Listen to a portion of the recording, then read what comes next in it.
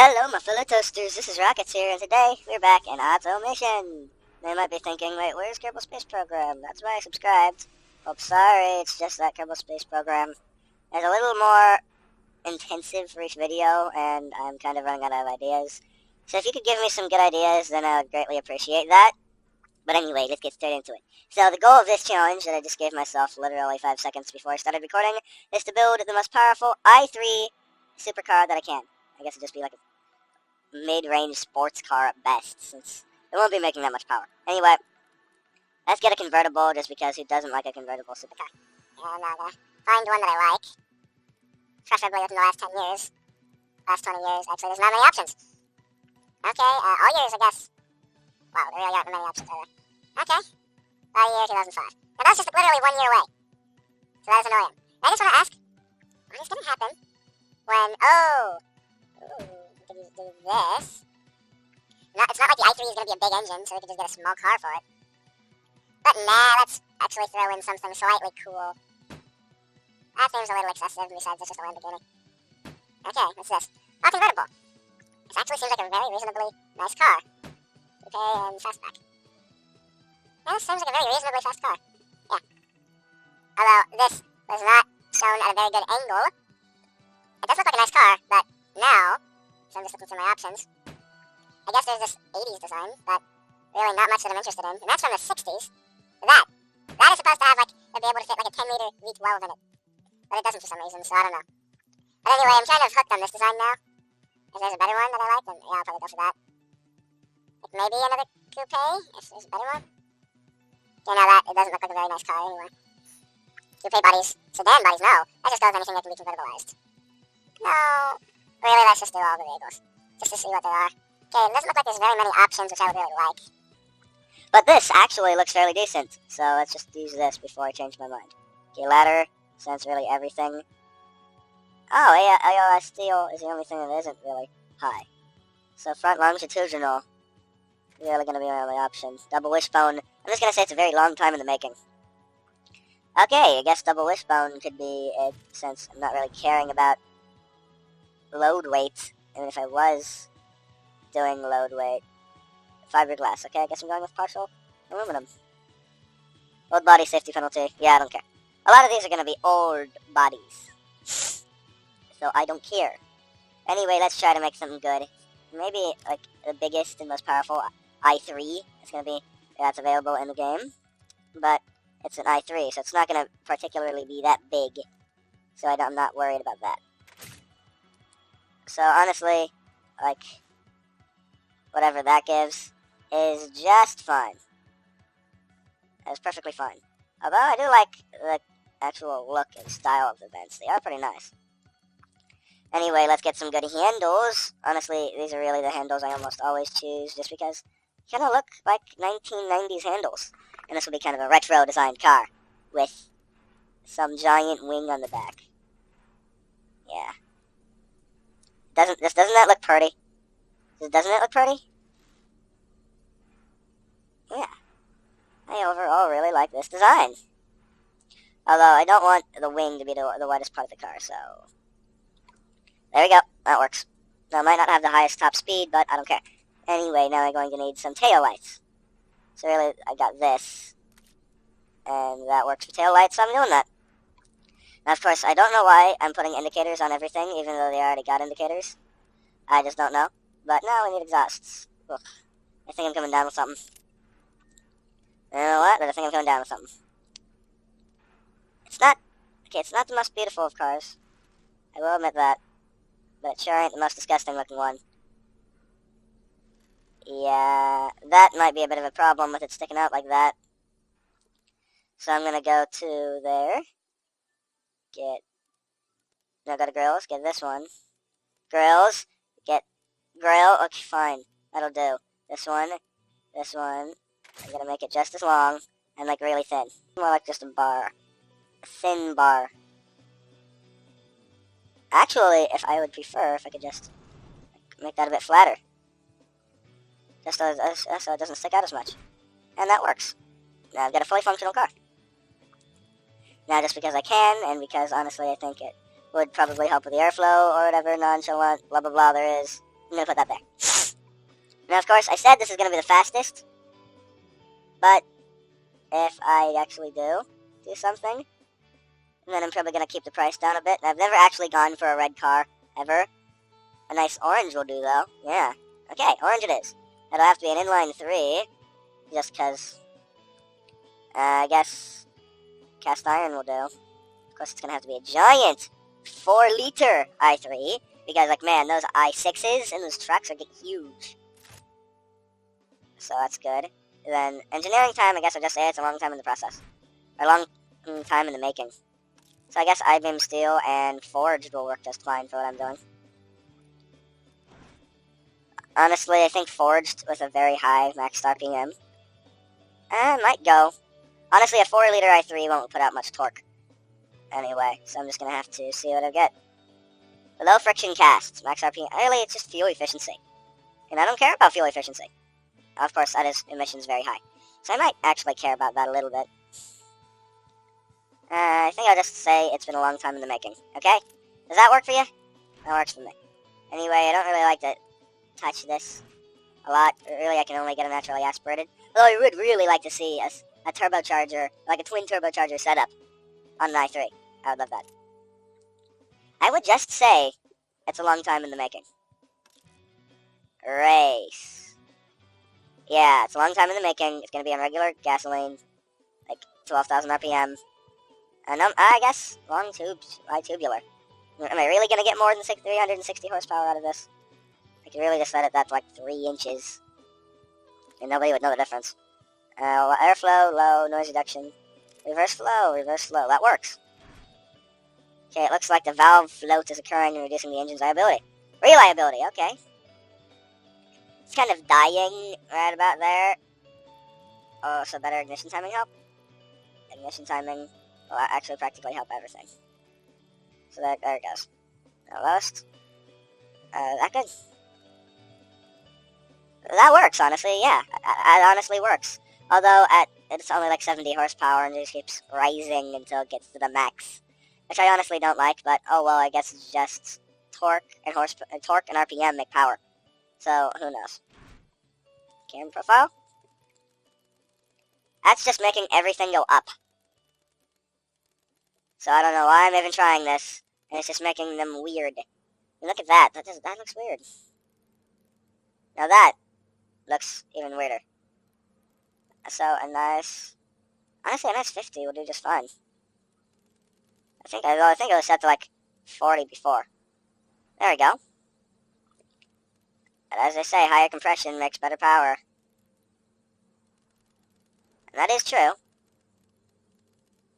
But the only problem with that is that once things start to break, it doesn't work out too well. Okay. So it turns out this thing actually has a fairly large power per... No, this actually has fairly large cylinders. Maybe if I just decrease the stroke a bit. Let's go with a 3-liter with a much lower stroke. Maybe that'll give better results at a higher RPM. Okay. Maybe ultimate? Nah, let's keep it at regular. Ugh, I'm not... It's just... Yeah, honestly, what's the difference? Let's just make it at that. Reliability is, of course, 0, because the RPM limit, I'm going to have to set it to like 6,000. And at 6,300, it's actually over 50.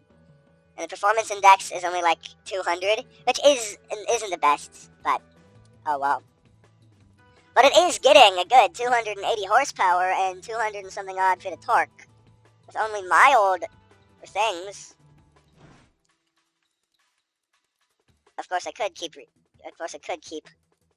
adjusting this, but I really don't want to. Oh man, just oof. Could go for like a V12 in this thing, but meh. Honestly, I think plus 4 is going to hurt the overall price that much. So I think I can.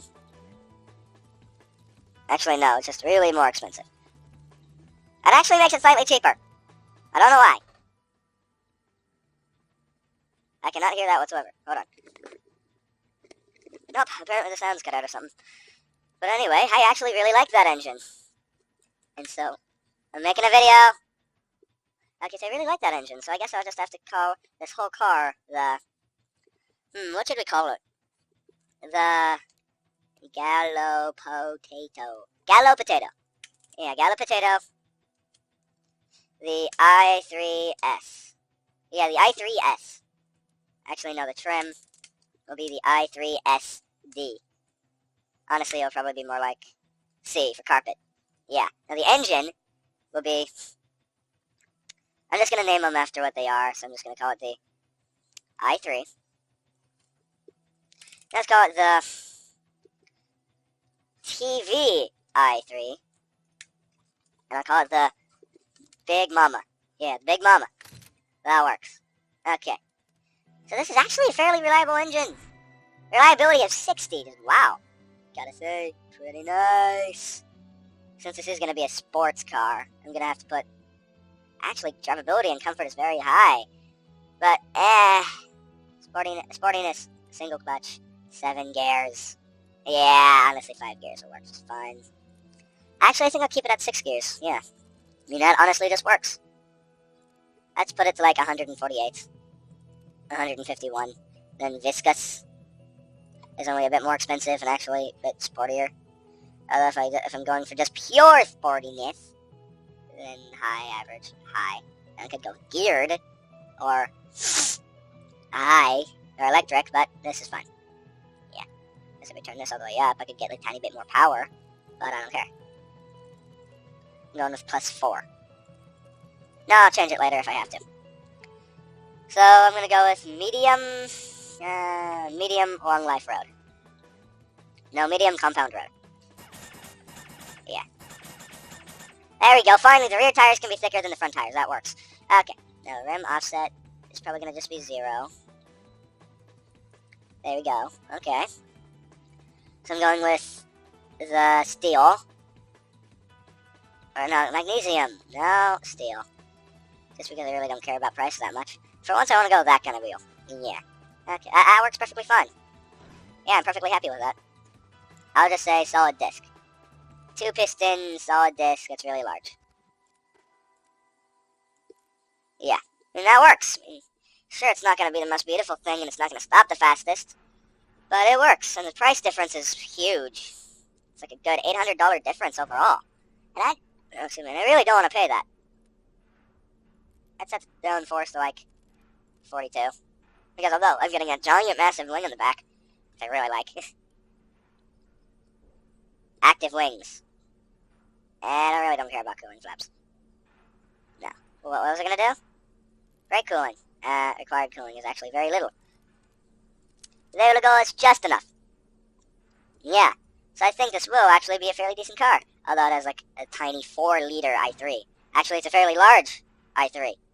Let's go with 5 seats and standard infotainment. I have all of these ability to stop, but standard 10s, just normal, whatever. Whatever, go away, blob. Standard, anything that's slightly sporty. I really don't want to say in extreme engineering time. Let's go with hydromatic. No? Standard is the only average. Besides, hydromatic is actually good in nearly everything. Yeah. Material cost. Extremely high. It's only like $300 more from what else I would get. So I could get air. Or, honestly, I really don't like the extremely high bits, but I'll just say it's a very long time in the making. Then, whoa. Even adaptive is much cheaper. Passive. Material cost, $8,000. So this actually won't be the most expensive car in the world. I'll set it to sport. Normal. Yeah, sport. It's only like $3 more. $8 more. Ride height, like, can I put that to 7 inches? Roll angle. Then I'm going to have to worry about bottoming out. So let's go with 7 degrees. Yeah, that works. The roll angle isn't going to change much. I guess it's going to be a family sport. So design. Okay. So that's actually pretty good.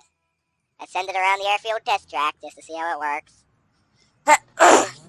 Sorry, I think I'm a little sick. Okay, it actually accelerates fairly decently with that i3 of its. Yeah, it's 5 seats, and if it's 3 seats in the rear, I'm gonna be the best, but no, well. 1 minute 27 seconds. So it ain't gonna beat the hippest supercars, but I don't care. Of course, you could go to the automation test track, and I really wish that you could build your own test track. I would love that. That'd be so nice, I mean, wouldn't it? Yeah, it would be just so nice. It's like, okay, I just want like a straight line, and then it'll be great. Yeah. Okay. That works. And then I can make like a tiny go-kart track, and it just be like going 2 miles an hour the whole way. Be right there? Okay. So it's going pretty well. Detailed stats. 17.8 isn't bad. Running costs $3 grand, I don't care. So really it's going to be like a family sport. A sporty all-around family car that's quick, safe, and practical. And like the budget, it'll be about 22 grand. So it's going to be a sport budget. Or it's a track car. Really, anything. So that works. And make sure to keep that toast burnt. And I'll see ya.